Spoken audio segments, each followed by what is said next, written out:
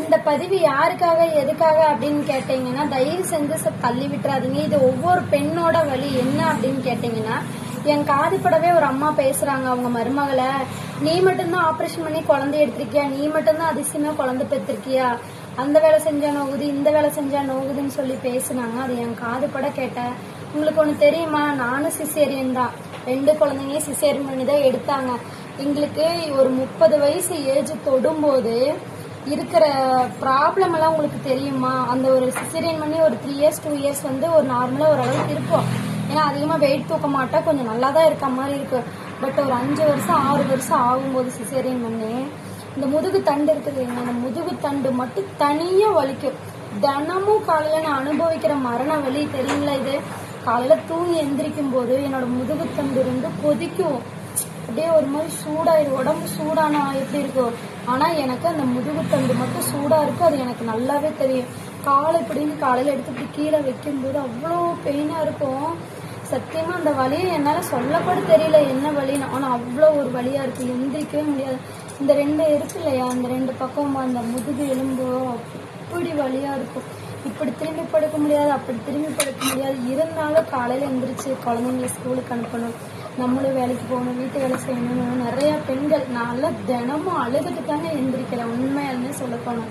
என்ன பண்றது, அப்புறம் நம்ம ஃபேமிலி நம்ம தானே பார்த்தாகணும்.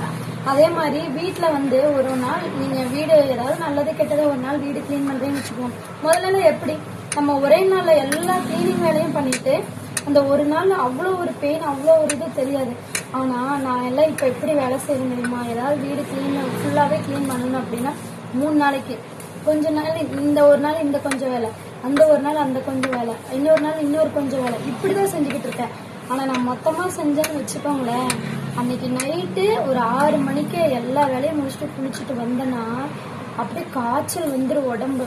அப்படி காய்ச்சல் வந்து ஒரு மாதிரி உடம்பு நடுங்க ஆரம்பிச்சிடும். ஏன்னா அந்த ஊசி போட்ட எஃபெக்ட் அப்படி.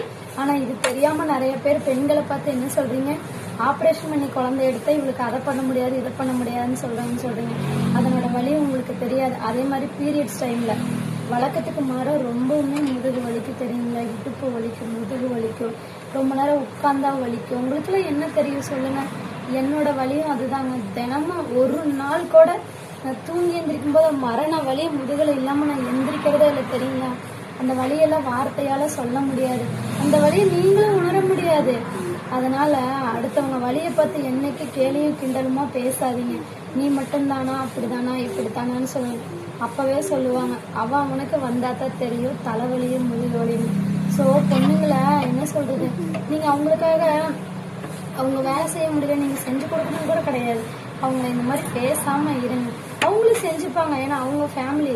ஸோ அவங்களே சின்ன சின்ன விஷயங்கள் அவங்களே செஞ்சுப்பாங்க. ஸோ எல்லா பொண்ணுங்களே ஒரு மாதிரி பேசாதீங்க சரிங்களா? ஏன்னா அந்த வழியில நான் தினமும் அனுபவிச்சுட்டு இருக்கிற மரண வலி. அதனால தான் சொல்கிறேன், இனிமேல் அந்த மாதிரி பேசாதீங்க. இந்த வீடியோ கூட அந்த அம்மா பேசுறது கேட்டு தான் போட்டேன். இதே மாதிரி என்னையும் பேசியிருக்காங்க, அதனால தான் போட்டேன். சாரி, மன்னிச்சிருங்க.